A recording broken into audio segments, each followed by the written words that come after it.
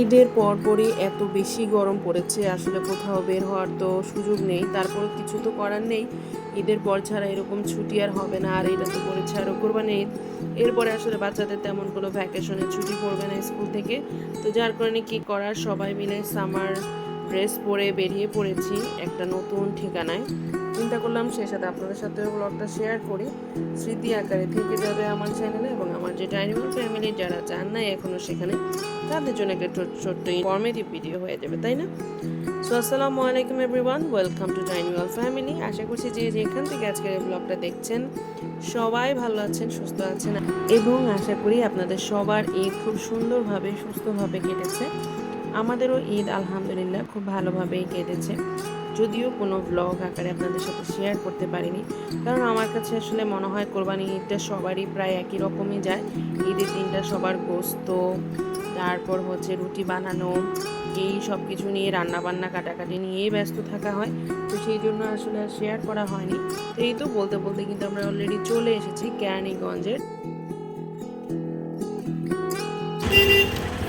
আমরা চলে আসছি না তাসফিয়া? আমরা এখন চলে আসছি ম্যাজিক কি যেন আনোয়ার সিটি ম্যাজিক আইল্যান্ডে। এখানে ভাবছিলাম যে রবিবারে আসছি যাতে মানুষজন কম থাকে, দেখা যাক ভিতরে মানুষজন আছে কিনা। কত মানুষ টিকিট কাউন্টারের সামনে, ভাবছি আজকে মানুষজন কম হবে, ওয়াটার পার্কে ভিজবে। আমার আবার এগুলো পছন্দ না, আমার কথা হচ্ছে সুইমিং পুলের বিষয়টাই আলাদা, কিন্তু ওয়াটার পার্ক আমার অত একটা ভালো লাগে না। দেখা যাক কি হয়। তো ফাইনালি আমরা এন্ট্রি নিয়ে নিয়েছি এই তো আনোয়ার সিটি ম্যাজিক আইল্যান্ডে। তো ভিতরে ঢুকে বেশ ভালোই লাগছিল, যদিও গরম পড়ছে অনেক। তারপরও এই যে এদিকে ফটো বুথের ব্যবস্থা আছে। এখানে জনপ্রতি 100 টাকা করে টিকিট নিয়েছে। আর যারা 3 ফুটের নিচে বাচ্চারা আছে তাদের কোনো টিকিট লাগবে না, তবে 3 ফুট থেকে একটু উপরে যদি হয় তাহলে তাদের জন্য হাফ টিকিট। কিন্তু 4 ফিট হলে আবার 100 টাকা করে টিকিট দিয়ে আপনাদেরকে ভিতরে এন্ট্রি করতে হবে।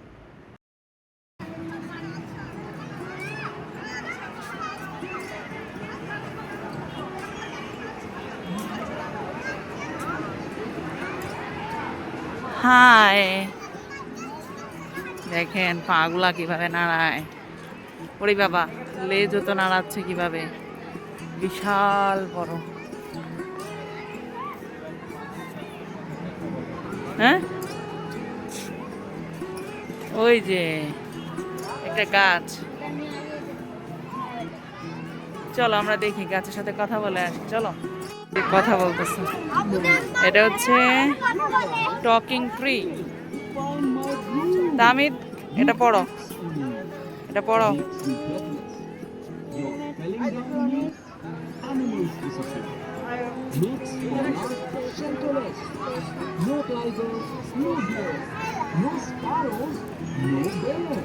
To save yourself, save me, friends. To live for centuries, make me dance. Plant me more. Abracadabra. Magic, magic, magic tree. এখানে ডাইনোসরের একটা অংশ আছে। দেন এই পাশেও ডাইনোসর, দেন এই পাশেও ডাইনোসর,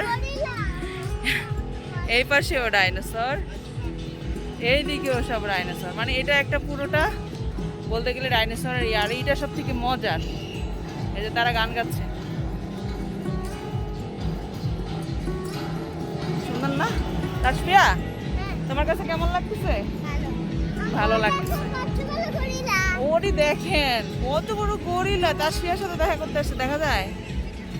এই যে গরিলা, এটাও নড়ে। আবার কি বলতেছে মনে হয় আপনার সাথে, বুঝছেন?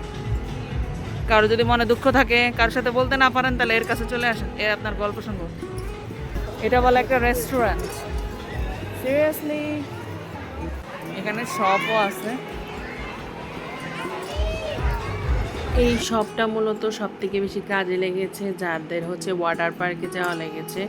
এই তো পাশেই হচ্ছে ওয়াটার পার্ক। তো ওয়াটার পার্কে যারা এন্ট্রি করেছে তাদের জন্যই বেশিরভাগ কাজে লেগেছে।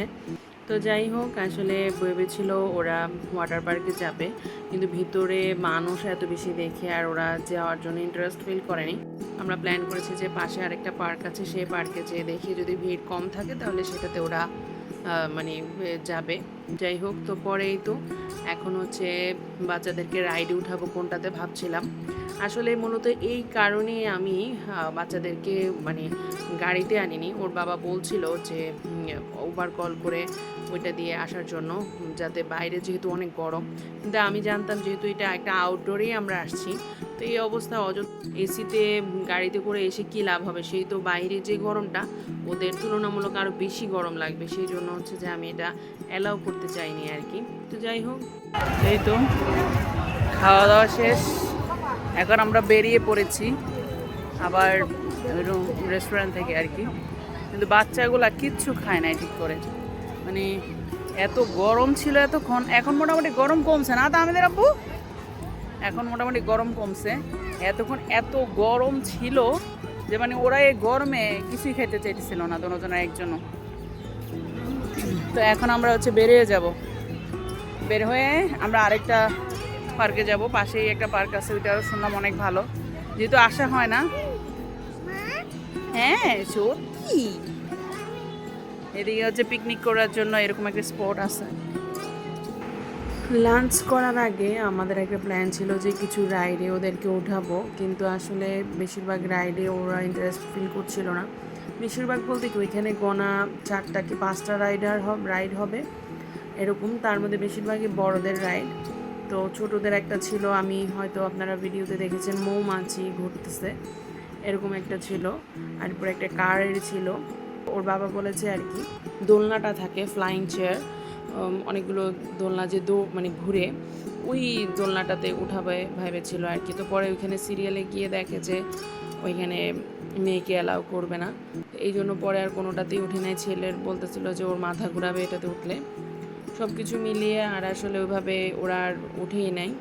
আর দেখতে গেলে ইন্টারেস্টিং কোনো আছে না যে এটা ইন্টারেস্টিং লাগতেছে এই রাইডের উঠে দেখি, ওইরকম কিন্তু ওরা ফিল করেনি। একে তো গরম, তার উপরে হচ্ছে যে রাইড ছিল না আর কি, যার কারণে অত মানে ওদের আর ওঠানোই হয়নি। যাই হোক, আমি যেহেতু আরেকটা পার্কে গিয়েছিলাম, এটা এখন ভয়েস দিচ্ছি, তো সেই হিসেবে আরেকটা পার্কের তুলনায় এখানে রাইড অনেক কম, প্লাস হচ্ছে যে বাচ্চাদের অপশন খুবই কম। সব কিছু মিলিয়ে এই জায়গাটা আমি বলবো যে ঘোরার জন্য বেস্ট। যেমন হচ্ছে যারা কুমিল্লায় যারা গিয়েছি তারা অবশ্যই জানি যে ম্যাজিক প্যারাডাইস, তারপর ডাইনো পার্ক, ওইখানে হচ্ছে এরকম বড় বড় ডাইনোসরগুলো থাকে, যেগুলো হচ্ছে যে এরকম নড়ে, আশেপাশে মানুষ যাওয়া আসা করলে সেন্সরের মাধ্যমে নড়ে, সাউন্ডও করে প্লাস, তাই না? তো যারা গিয়েছেন তারা তো অবশ্যই দেখেছেন।